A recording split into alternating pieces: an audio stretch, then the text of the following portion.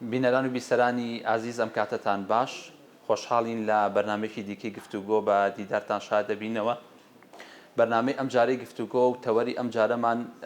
قسەکردنە لەسەر کار و چالاکیەکانی پارتی دیموکراتی کوردستان بۆ هەڵبژاردننی مانگی دەی 2024 بۆ ئەم مەبەستە میوانداری کاندیدی ژمارە چلوێکی پارتی دیموکراتی کوردستانمان کردووە کە بەڕێز کاک ساڵح محەممەد کارەمە. کاک ساڵح بەخێر بێ. زۆر سپاس کاکدانا بۆ میوانداریتان و لێرەوە سڵاوم بۆ بینەران و بیسەرانتانێ. زۆر بەخێر بێ. کاک ساڵح ئەمانەوە بزانی کاندیدی ژمارە چلوویەک لەسەر لیستی پارتی دیموکراتی کوردستان کێیە و ناساندنێک بۆ ژمارە چلوویەکمان بۆ بکەیت.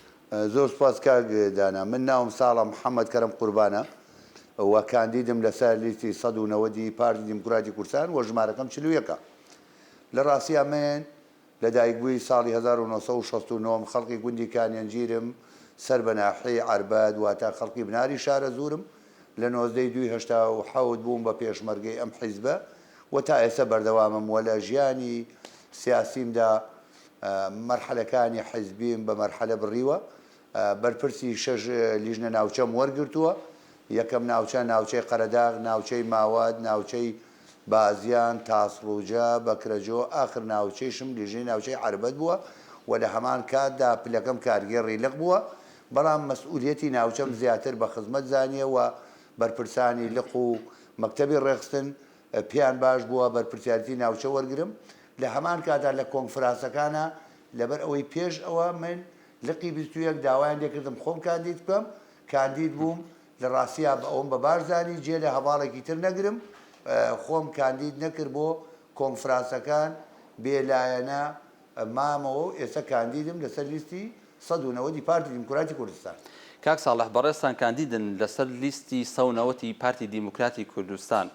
پرۆژە و بەرنامی پارتی دیموکراتی کوردستان چییە بۆ سنووری پارێزگای سلێمانی بە تایبەتی کە جەنابتان کاندیدن لە سنووری بازنەی سلێمانیدا؟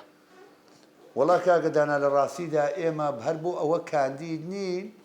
کە لە ڕاستیە دەرچین یان بۆ ئەوە پارتی نین کە کاندید بین. پارتی دیموکراتی کوردستان پێویستی بە پێناسە نییە و پارتی دیموکراتی کوردستان لای خەڵکی سلێمانی غەریب نییە. ئێمە گروپێک نین، تاقمێک نین، حزبێک نین کە بمانەوێت چەند کەسێ بەرین بۆ پەرلەمانی کوردستان. ئێمە وەکو جەناب ئاماژە پێدا پارتی دیموکراتی کوردستان زەرورەتی مێژوو دایمەزراندووە بە موافقەتی مخابەراتی هیچ وڵاتێکی ئیقلیمی و نێودەوڵەتی دانەمەزراوە لەبەر ئەوەی خەڵکی کوردستان دیفاعی لێ دەکا و پارتی دیموکراتی کوردستان دڵگرانە لەم شاری سلێمانیە، ئەم پاشاگەردانیە، ئەم فرەکوێخایە، ئەم بێخزمەت گوزاریە لەم شارەدا و لە هەمان کاتدا ئەم سەرانە سندنە هەتا وای دەهاتۆ کۆمپانیا و ئەوانەی کە کۆمپانیای ئەهلی نەم شاریان بەجێڵاوە بۆ ئێمە وەکو پارتی دیموکراتی کوردستان و دڵنیایشم و داوا لە خەڵکی سلێمانی دەکەم ئەگەر متمانەمان بنێ سەنگی کورسیەکانمانەوە بێ بە بێدوودڵی پشت بەخوای گەورە ئەو خەدەماتەی کە لە هەولێر کردومانە دەیگەێنین بە شاری سلێمانی، چونکم خەڵکی شاری سلێمانی شایستەی ئەم فرەکوێخایە نین، شایستەی ئەوە نین کە سەیرەکەی لە ڕووی ڕێگاوبانەوە لە ڕۆگای خزمەت بە شارەوە بە گوندەوە، یعنی زوڵمێکی زۆر لە شاری سلێمانی کراوە. زۆر باشە. بەدەر لەو خزمەت گوزاریانی کە هاوڵاتیانی شاری سلێمانی لێ بێبەش بوونە، ئەتوانین بپرسیاری ئەوە بکەین ئایا بەڕێزت بن لە نزیکەوە ئاگادارم کە کەسێکی کۆمەڵایەتی لە ڕووی کولتور و عادەت و تەقالیدەوە هەڵبەت شاری سلێمانی ڕەنگە شێوازێک لە گۆڕانکاری تا ڕوویا بێ لەوەی کە هەندێک سەرکردەی سیاسی لە ڕێگەی کۆمەڵێت دەستەواژە و قسەی زبرەوە ئەیانەوێت کولتور و عادەتی شاری سلێمانیش بگۆڕن کە لە کاتێکدا کە ئەتوانم بڵێم شاری سلێمانی شاری پێکەوە ژیانە، شاری ئارامی بووە، شارێک بووە کە بۆ خزمەتی هاوڵاتیان بووە. بەدەر لەم لایەنە لەلایەنی کۆمەڵایەتی و پارتی دیموکراتی کوردستان ئێوە چ پەیامێک بە خەڵکی شاری سلێمانی بگەین؟ وەڵا سوپاس کاکدانا، خاڕێکی زەروری و هوروژان لە ڕاستیە شاری سلێمانی وەکو جەناب ئاماژەت پێ کرد هەر لە ڕووی خەدەماتەوە بەڕاستی غەدری لێ نەکراوە. شاری سلێمانی من ئەم شەو لە ماڵێک بووم، برادێک بە ناوی سەرۆکی ناوەنەی سەرکردەی ناوەنەی قسەی دەکرد، وتی تخوا تەلەڤیزیۆنەکە بگۆڕن با مناڵەکانمان فێری شەڕە جوێن نەبێ. يعني أمام شاری سلێمانی دوو لە ڕاستیدا ئێمە وەکو پارتی دیموکراتی کوردستان کە لە ساڵی 46 لە 16 ئابی 46 پارتی دامەزرا ئەو کاتە هەڵگری دروشمی دیموکراتی بوو. دیموکراتی لە شەرقی وسەدا غەریب و قاچاق بوو. پارتی باوەڕی بە دیموکراتی هەیە و لە هەمان کادا پارتی ڕێز لە تەواوی چین و توێژەکانەگرێ. حەزەکەم عەفوم کە زیاتر ئیزافەن جەناب باسی کۆمەڵایەتیت کرد. لەم شاری سلێمانیە وای لێ هاتووە ڕێز عەشرەتەکان ئەگەر بەدڵی دەسڵات نەبێ ئەچن بەدیلیان بۆ دۆزنەوە. مامۆسایەکی ئاینی کە لە مینبەرەکەیدا لە ڕاستیە میراتگەری پێغەمبەری خوا بێ صلی الله علیه وسلم و حەق بێژ بێ ئەچن بەدیلی بۆ دۆزنەوە. شێخێکی تەریقەت ئەگەر لە ژێر کێفی ئەوانە نەبێ ئەچن بەدیلێکی بۆ دۆزنەوە. یعنی لە ڕووی کۆمەڵایەتی و خەریکە شیرازەی نەک خەریکە شیرازەی شاری سلێمانیان تێکداوە. کاکە خەڵک ئازادە چی بێ بینیمان لەم ماوەنا لە تەکەی قادری کەس نەزانی جەنابی شێخ نەرۆ لۆگۆ نێن بە شاریوە. ئەخر کاکەم پیاوە ینی بەڕاستی ئەمە عیبە من بۆ خۆم شەرممە کرد. یعنی بەدەر لەوەی کە لە ڕووی خزمەتگوزاریەوە ئەتوانین بڵێن کە غەدر لە شاری سلێمانی کراوە لە ڕووی عادەت و تەقالید و کولتوریشەوە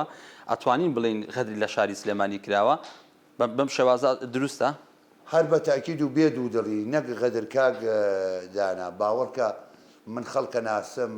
پێشمەرگەی دێرینە خەڵکە ناسم خەڵقی معقولە حەز بە نەقسەکان لە گروپێکایش بکە کە سەرۆکەکەی ئەوە تەسەڕوف بکات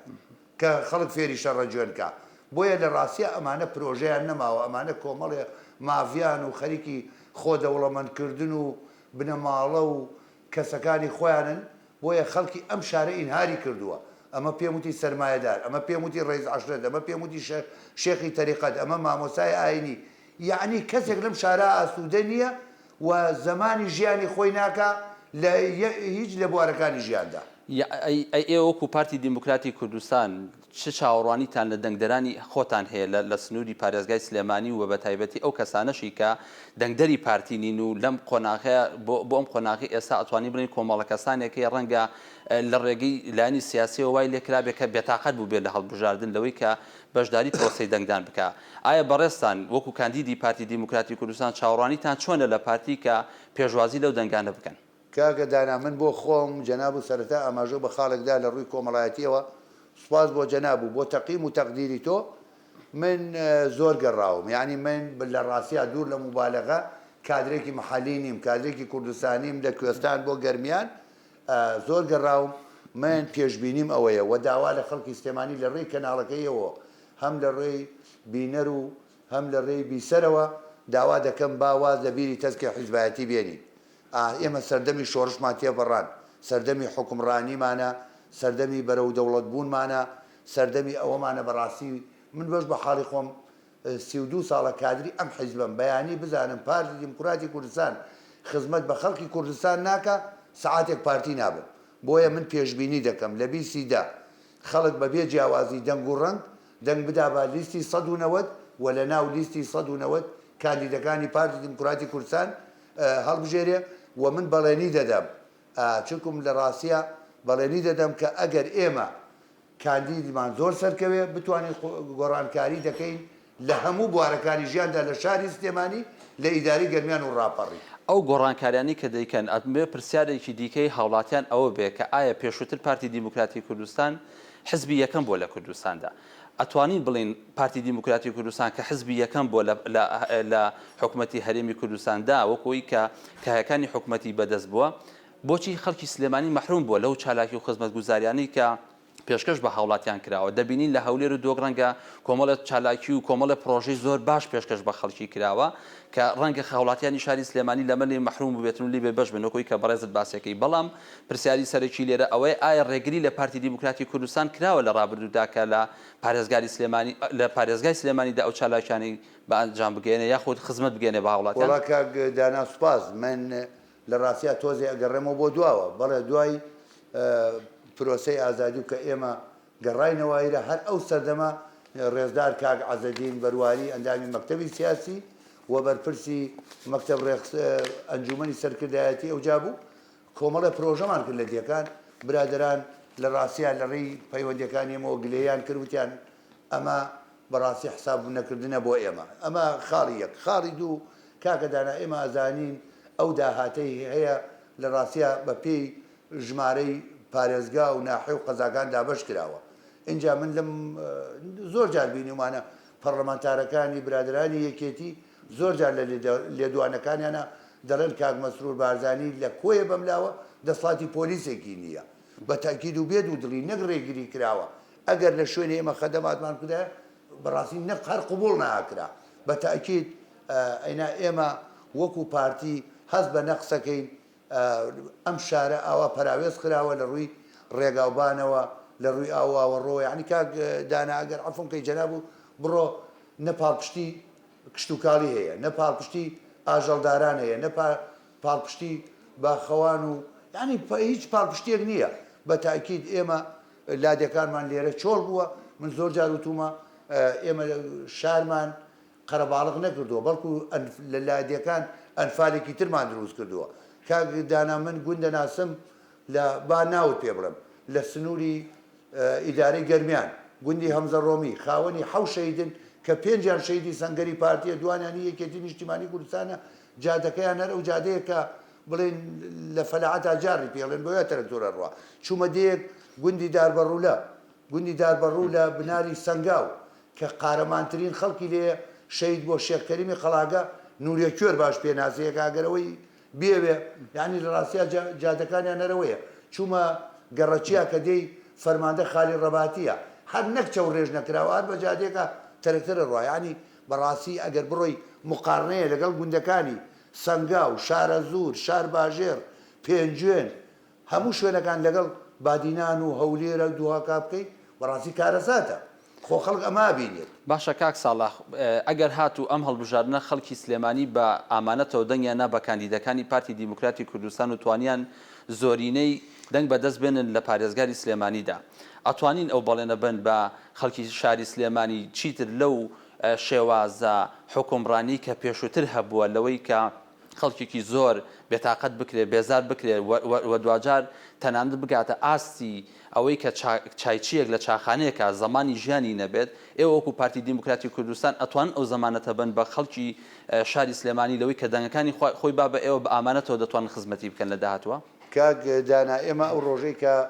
کاندیدەکان لەلایەن کۆمیسیۆنە پەسەند کرا لەگەڵ جەنابی سەرۆک مەسعود بارزانی کۆبووینەوە جەنابی سەرۆک ئامۆژگاری کردین بە هیچ شێوەیەک بەڵێنێک نەدەن نە حیزبەکەتان نە خۆتان لەکەدارکەن بەڵام من بەڵێ بە دڵنیاییەوە ئەگەر ئێمە لەم شارە زۆری نەمانێنا ئەو خەدەماتەی کە لە هەولێرەیە بە دڵنیاییەوە لێرە دەیکەین چۆن لێرە دەیکەین ئەو داهاتەی کە لێرە بۆ شەخص یان لە ڕاستیە بۆ جنێوخانەکان سەرفەکرێ خزمەتی خەڵکی پێەکەین یەک نمونەی زیندوو بۆ بێنەوە کە وەفای پارتی بۆ خەڵک کاتێ بارزانی دوای کۆماری کوردستان کە کۆماری کوردستان پاش ئەوەی کە جەنابتان نەزان شکستی کۆماری کوردستان بارزانی و یاوەرانی کە بینی سێ دەوڵەت دەبڕێ و بەرەو ئیتیحادی سۆڤێتی جاران هەنگاوەنێ پێش ئەوەی لە ئاوی ئاراز پەڕنەوە دەڵێ قوتەکە زۆری برسی بوو جەنابی مەلام سفای بارزانی ئاوەدانیەکی بینی بە دوان لەو جەنگاوەرانەی وت بچن لەو گوندانێ نان بێنن ئەڕێ کە گەڕانەوە وتی ناوی کابراتان نووسی وتی ئەزبەنی بۆ ناوی کابرا بنووسین وتی کاکە ئێمە شۆڕشەکەین خۆ ئێمە ڕامان نەکردووە ئێمە ئەگەر بووین چوینە دەسڵات ئەبێ وەفای ئەو پیاوانە بدەینەوە ئەڵێ ناردنیان وەرەقەوشتیان نەبوو ئەو کاتە ئەوەی جگەرە کێش بوو سیغاریان پێوت ئەڵێ وتی لەسەر ئەوە ناوەکانیان بۆ بنووسن بەڵێ بە دڵنیاییەوە من خوێنی خۆم بە پارتیە دەم بەڵام سومعەی خۆم بە پارتی نادەم بەڵام بەڵێنی دەدەم بە ناوی پارتی دیموکراتی کوردستانەوە ئێمە لەم شارە زۆربەی کاندیدەکانمان سەرکەوێ بە دڵنیاییەوە ئەو خەدەماتەی کە لە هەولێرە دەیگوازینەوە بۆ شاری سلێمانی زۆر باشە پارتی دیموکراتی کوردستان ئەتوانین بڵێن لە ئەم فترە زەمەنی کە پرۆسەی بانگەشەی هەڵبژاردنە چاوێکی زۆری لەسەرەوە ئەتوانم بڵێم حملێکی لەلایەن کۆمەڵە حزبی سیاسی و حملێکی ئەلامیش کراوەتە سەر پارتی دیموکراتی کوردستان پرسیار لێرەدا ئەوەیە بۆچی بەس پارتی دیموکراتی کوردستان بە ئاماژ دەگیرێت لە کاتێکدا کە لە هەمومان معلومە لە دوای ساڵی 1992ەوە تاوەکو ئێستا پرۆسی حکومڕانی لە هەرێمی کوردستانە تەنیا پارتی دیموکراتی کوردستانی بەرپرس نەبووە بەڵکو حزبولانی دیکەشە بۆ تیایدا بەرپرس بوو بێ بۆچی چاوەکان بەس لەسەر پارتی دیموکراتی کوردستانە وڵا کاک دانا لە ڕاستیە من ئەڵێ لە ئیمامی عەلیان پرسی ڕەزا و ڕەحمەتی خوای لەسەر بێ فەرمویان ئەگەر دوو کەس بوو بە شەڕیان خەڵک زیاتر هجوومی کردە سەریەوە بزانین کامیان لەسەر حەقاڵێ تیرەکان بەرەو کێ بوو ئەوە لەسەر حەقا لە ڕاستیە پارتی دیموکراتی کوردستان من وەکو سەرەتا ئاماژەم پێدا هەڵقوڵاوی ناو خەڵکە و میراثگیری پاراستنی هەرێمی قوارەی هەرێمی کوردستانە دیارە لە ڕاستیدا پارتی داردەستی هیچ لایەن و دەوڵەتێک نییە بۆیە ئەوانە بە وەکالەت شەڕی پارتی دیموکراتی کوردستان دەکەن ئەیناوەکو جەنابەت ئاماژت پێدا خەڵک هەیە ڕێک لەگەڵ ئێمە برابەش بووە وەزیری هەیە جێگری ڕێزبەرایە ئێستا هەنێ بانگەشاکە بەڕاستی شوێنی پێکەنینە شوێنی گاڵتە جاڕیە یعنی تۆ شەریک بی لەم حکومەتە بەڵام ئێستا بێ بڵی دەی ڕوخێنی ئەمانە بە دڵنیاییەوە بە وەکالەت شەڕی پارتی دیموکراتی کوردستانەکەن بەڵام من وایە بینم خەڵکی کوردستان بە گشتی بە بێ جیاوازی دەنگ و ڕەنگ ڕاستەکەم و کوڕی هەیە بەڵام قەزەی قەومی قەزەی نەتەوەی نادەنە دەست قەزا و قەدەر دڵنیان بیستی دە پارتی دیموکراتی کوردستان وەکو جەنابووی ئاماژە پێدا چۆن دایمە خەڵک متمانەی پێداوە متمانەی زۆرینەی پێدا پشت بەخوای گەورە ئەو کاتە پەرلەمانێکمانە بێ دوور لە شەڕە بەرد و شەڕە دەبە و حکومەتێک تەشکیلەکەین بە سەرۆکایەتی ڕێزدار مەسرور مەسعود مستەفا بارزانی لە خانەقین بۆ زاخۆ حکم بکە و ئارامی بەرقەرار بێ و ئاوەدانی دەست پێ بکات. زۆر باشە کاک ساڵح بەڕێزت باسی سازانی نیشتیمانی و باسی نەتەوەیەتی کرد بێگومان پارتی دیموکراتی کوردستان زۆر باجی داوە زۆر قوربانی داوە بۆ ئەوەی کە لە ڕووی بابەتی نیشتیمانی و نەتەوەی و لەگەڵ لایەنەکانە زۆر جار پۆستی حکومی و سیادیشی یاوە بە زۆر حزبی سیاسی لەبەر ئەوەی کە ئەم حزبە دوجار بەشداری حکومت بکات لە پێناو سازانی نیشتیمانی لە پێناو بابەتی نەتەوایەتیدا ئەتوانم پرسیاری ئەوە بکەین ئایا لە دوای ئەم پرۆسەی بانگەشی هەڵبژاردنە بێگومان دوای کە هەڵبژاردن دەکرێت بێگومان هەربێ حزب و حزبەکان حکومت پێک بێنەوە یعنی خۆتۆ دوجار حکومت لە ڕێگەی ئەوەدایە کە ئەبێ جارێکی تر تەشکیل بکرێتەوە کابینی نوێ پێک بهێنرێ ئایا ئەم حزبە سیاسیانە بای ئەویانیان تێهشتۆ جارێکی تر لە ڕویان بێت لەگەڵ پارتی دیموکراتی کوردستانە دابنیشن لەسەر مێزی گفتوگۆ بۆ ئەوەی کە حکوومەتی نوێ تەشکیل بکرێ لە ڕاستیە کاک دانا من کاندیدم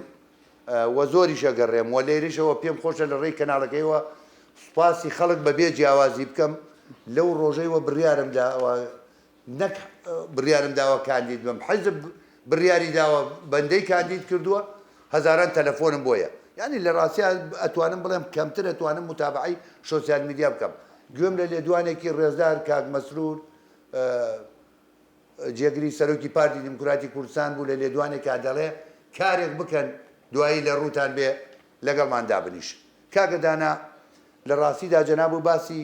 پارتیت کرد پارتی خەڵکی کردووە بە شەریک من ئەگەر یەک تۆز عەفوم کەی بگەڕێمەوە بۆ دواوە خەڵک تێگەیشتووە دوای موامەرە شومەکەی جەزائیر دوای نسکۆی 75 لە ڕاستیە هەندێک خەڵک چەکدار بوون لای ڕژێم بە ناوی جۆرا و جۆرەوە کە پارتی دیموکراتی کوردستان تووسی ئەو نسکۆیە بوو حزبی بەعەز تەبلیغی ئەوانەی کرە و چەکدارانەوتی نابێت جلی خاکی لەبەر بکەن بە تایبەتی لە منتیقەی کەلار پێگەیان زیاتر بوو ئەو کاتە جلوبەرگ ئەوە هەرزان نەبوو ئیمکانێت نەبوو سەریان ئەگرە چون جلەکانیان خمەکرد خم ئەو خاکیەیان شینە بوو یان ڕەش ئەمە خاڵی یەک خاڵی دوو کاکە دانا ساڵی 91 ئێمە 51 بە 49 بووی بەڵام لە ڕاستیان لەبەر ئەوەی شەڕی خۆکوژی نەبێت کە جەنابی سەرۆکە موجارە فەرموویەتی شەڕی خۆکوژی بەوە ئەبینم بەم دەسە چەقۆیەک پێ بێ لە جەستەت خوێن لەکوێ دێ لە جەسەی ئینسان ئەوەنە خۆمانمان لێدا لە ڕاستیدا ئێمە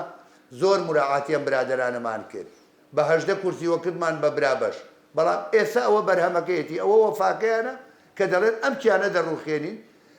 خوێنی شەیدان بە فیڕۆ دەدەین ئیرادەی پێشمەرگە دەشکێنین فعلا لە ڕابردوو بۆیان چۆتە سەر یان ئێمە لە ڕاستیان لێبوردن و گەورەی پارتیانەوەن ئیستیقلال کردووە لە ساڵی 64 هەتا ساڵی 70 بە کوردیەوان لەبەرەی بەعسا بوون بەڵام دوایی ئێمە کوژراوەکانیانمان کرد بە شەهید و خاینەکانیشمان کرد بە ئەیلول بۆیە ئەمان لەگەڵ ئەمان ڕاتون بەڵام وەکو جەنابوو ئاماژەت پێدا من بوایە بینم ئەم جارە کەوادری پارتی خەڵکی پارتی داوا لە جەنابی سەرۆک مەسعود بارزانی مەکتەبی سیاسی و سەرکردایەتی سەنگینی پارتی بکە بەڕاستی لەگەڵ ئەمانە حکومت پێک نێنێ چونکم ئەمانە بە ڕۆژ لە حکومەتن بە شەو معارەزە زۆر باشە کاک ساڵح جیاوازی نێوان ئەو کاندیدانی پارتی چییە لەگەڵ حیزبە سیاسەکانی دیکە کە بێگومان هەر حزبێکی سیاسی کۆمەڵە کاندیدیان پێشکەش کردووە لەوەی کە بۆ پەرلەمانی داهاتوو بربژێریان کردووە. ئایا جیاوازی چییە لە نێوان بربژێرانی پارتی دیموکراتی کوردستان لەگەڵ حزبە سیاسەکانی دیکەدا تاوەکو خەڵک و هاوڵاتی بە جیاوازتر لەوەی کە کاندیدانی پارتی کە باگراوندێکی نیشتیمانی باگراوندێکی نەتەوەی باگراوندێکی سەقافیانەیە بەدەر لەمانە کاندیدانی پارتی جیاوازیان چییە لەگەڵ ئەوەی کە لەگەڵ حزبێکی سیاسی دیکە کە ئەمانە سەرکەون لە داهاتوە خزمەتی بە تایبەتی شاری سلێمانی مەبەستمانە کە زیاتر خزمەتی هاوڵاتیانی شاری سلێمانی بکرێت. سپاس بۆ پرسیارەکەت. وەڵا کاکەدارا من دڵنیات دەکەم جیاوازی کاندیدەکانی پارتی دیموکراتی کوردستان لەگەڵ هیلایەن و گروپەکانی تر جیاوازیەکە هەر بڕوانامە و دیکۆر نییە. لە ڕاستیدا بە حیزبی منەظەم پرۆژەی منەظەمە کرێت. ئەگەر خەڵک ئیرادەی ئیدارەی خۆی پێ نەدرێ ئیدارەی خەڵکی پێ نادرێ. پارتی حیزبەکە لە ڕاستیدا کادرەکانی کاندیدەکانی وا گۆش کردووە کە خزمەتی خاک و نەتەوە و نیشتیمان بکەن، نەک بۆ خۆ دەرخستن و دیمانەی تەلەڤیزیۆنی و ئەوانە. فەرقی ئێمە ئەوەیە کە حیزبێک لێمانە پرسێتەوە و جەنابی سەرۆک متابعی کاندیدەکانەکە و کاندیدەکانیش هەمویان هەڵقوڵاوی خەبات و تێکۆشان و بەرخۆدانن کاندیدی، بەڵام خەڵکی تر خەڵکیان کاندید کردووە تەنها بۆ ئەوەی دەنگی پێکۆکەنەوە، بۆ ئەوە نیە لە ئایندە خزمەتی پێ بکەن. بەڵام کاندیدەکانی ئێمە پارتی لە پارێزگای سلێمانی واتە لە بازنەی سلێمانی بە ئیدارەی گەرمیان و ڕاپەڕینەوە 72 کەسی کاندید کردووە و هاوڵاتیان و خەڵکی مخەوەر کردووە لەناو ئەو 72 دڵخواز و گوڵبژێری خۆیان هەڵبژێرن. یعنی بینی کاندیدی پارتی لەگەڵ خەڵکی تر ئەرد و ئاسمانە. ئەی پێشبینی بەڕێزان بۆ زیادبوونی دەنگەکانی پارتی ئەم جارە چۆنە؟ ئایا بەڕێزان وەکو بربژێرێک کە وەکو سەرەتای بەرنامەکەش باسم کرد کە ئێوە کەسێکی کۆمەڵایەتین و دڵنیام لە ناو خەڵکدان، ئایا فیدباکی خەڵک بۆ کاندیدەکانی پارتی بۆ لیستی پارتی بە چ شێوازێکە خەڵک چۆن پێشوازی لە ئێوە دەکات؟ چاوەڕوانی ئەوە دەکەن کە ئەم جارە پارتی دیموکراتی کوردستان ڕێژەی دەنگەکانی زیاد بکە؟ ناڵێم ڕێژەی کورسی ئەم جارە چەند دەهێنن، چونکە دڵنیام ئەوە شتێکە ناتوانانی بە مطلقی قسەی لەسەر بکرێت. بەڵام ئەگەر پێشبینی بەڕاستان بزانم لە ڕووی ڕێژەی دەنگەکانی پارتی بۆم هەڵبژارنە چۆن دەبێت؟ وڵا کاک دانامێن وای ئەبینم خەڵکی کوردستان وریا وشیارن. خەڵکی کوردستان لە ڕاستیە جارێکی تر خەبات و خوێندانی چکم لە بیرمان نەچێ پێشەوە ئەمانەی کە ئێستا لە دەسڵاتن لە ڕاستیدا ئێمە بە تایبەتی وەکو پارتی دیموکراتی کوردستان لە 61 بۆ 75 ماڵی خەڵک مەقەر بوو، ماڵی خەڵک میوانخانە بوو و خەڵک بەو ئالێتانەی کە هەیبوو لە خزمەتی خەڵکدا بوو، لە خزمەتی پێشمەرگەدا بوو. یعنی کابرا ئەگەر لە گوندێکە میوانێکی باتایە پێشمەرگەیە باتایە هێلکەیە لە ماڵەکەیە بواە نەی ئەدا بە مناڵەکەی بۆ پێشمەرگەکەیە کردە ڕۆت. یان زۆر جار لە ڕاستیدا خەڵک بە تەرەکتەرەکەی کە پێشمەرگەیە گواستەوە هەلیکۆپتەرێکە هات پێشمەرگەکە خۆی تفەنگەکەیە چوە بن بەردێ، بەڵام سایقی تەرەکتەرەکە لەگەڵ پێشمەرگەکە چوە بن بەردێ، بەڵام تەرەکتەرەکەی مساعید بوو بۆ سووتان. جا بۆیە من بەڕاستی ئەڵێم حیزبایەتی وەسیلەیە بۆ خزمەتی نەتەوە، یعنی حیزبایەتی بۆ قیامەت نییە، حیزبایەتی تەنها بۆ وەسیلەیە بۆ ئەوەی تۆ خزمەتی خەڵک بکەی. خەڵکی تاقی کردەوە، خەڵکی تاقی کردەوە 25 کورسیە بوو موچەی بۆ کەیبانی ماڵە کرد، ئەم وڵاتەیە کرد بە باش، بەڵام بینیمان چی بوو بەرنامەیان چۆن بوو. خەڵکی ترمان بینی لە خیلانی شەو ڕۆژێکە ئەو کەرکووکەی کە هەمومان چەندین ساڵە خەبات و تێکۆشانی بۆکەین، چەندین ڕۆڵە لە پێناویان شەهید بوو. ئەو کەرکووکەی کە لە مفۆزاتی ساڵی هەفتا سەرانی ڕژێمی بەعەز بە جەنابی بارزانیان فەرموو نیوەی کەرکووکتان نەدەینێ بە ئەوەکەی لە وتوێژا بێ. بارزانی فەرمووی ئەو پەنجە ئەبڕم ئیمزایە لەسەر ڕێکەوتنێ بکەم نیوەی کەرکووکی تیانە بێ تاکە کوردێک ما بێ کەرکووک کوردستانیە. ئەو کەرکووکە لە خیلانی شەو ڕۆژێکە بوون بە کەواسووری بەرنەشکرد تەسلیمی بێگانەیان کرد. بۆیە من وای ئەبینم خەڵکی کوردستان هەم زاکیرەی هیچی لەبیر ناچێ و هەم ڕابردووی لەبیر ناچێ. بۆ ئایندە دەنگ بە پارتی دیموکراتی کوردستانەدا و لە ناو پارتیە کاندید و گوڵبژێری خۆی ڕبژێرێ بە بێ جیاوازی حیزبایەتی. کاک ساڵح لە کۆتایی بەرنامەکە نزیک دەبینەوە. ئەگەر بەڕێستان وەکو کاندیدێکی پارتی دواپەیامی بەڕێستان چییە بۆ هاوڵاتیانی شاری سلێمانی بە تایبەتی کە لە بازنەی سلێمانیدا بربژێرکراون بەڕێستان دواپەیامی بەڕێستان چێ گوێبیستی دواپەیامی بەڕێستان دەبێت؟ وەڵام من لە کۆتاییدا لە ماوەی ئەم کاندیدێمە لە پشت دەربەگشتی لە پێنجوێنی مەڵبەندی مەردایەتی و پیاوەتی لە دەربەنی خان بۆ کەلار بەگشتی لە مەنتیقەی سەنگاو بە گوند و ناحێ و قەزاوە هەمووی و لە پارێزگای سلێمانی تاکە ناحێ و گوندێکیش نەبابێ من نەچوومە بۆیە داوایان لێ و جارە سوپاسیان دەکەم کە پێشوازی لە لیستی پارتی دیموکراتی کوردستانەکەن و من بە شەخسیەن قەرزاری مامۆسایانی ئاینی شێخانی تەریقەت گەورە پیاوان لە هەموو تیرە و هۆزەکان کە ئەم میلەتە پێگەنێ لە قوتابیان و لاوان لە خوشکان بەڕاستی بە شەخسیەن پێشوازێکی گەرمم لێکراوە بەڵێن دەدەم بەخوای گەورە بەندە سەرکەوێ لە پەرلەمانی کوردستان بە بێ جیاوازی دەنگ و ڕەنگ نوێنەری خەڵکە بم و دووبارە داوایان لێ دەکەم باواز لە بیری تەسکی حیزبایەتی بێنین ڕۆژی 20 ڕوو بکەینە سندوقەکانی دەنگدان دەنگ بدەین بە لیستی سەرۆک مەسعود بارزانی کە لیستی شەهیدانە کە لیستی بارزانی مستەفایە ئەو بارزانی مستەفای کە چوو بە ئیمدادی کۆماری کوردستان ئەو بارزانی مستەفای کە خیلالی 10 ساڵ لە ئیتیحادی سۆڤێت بوو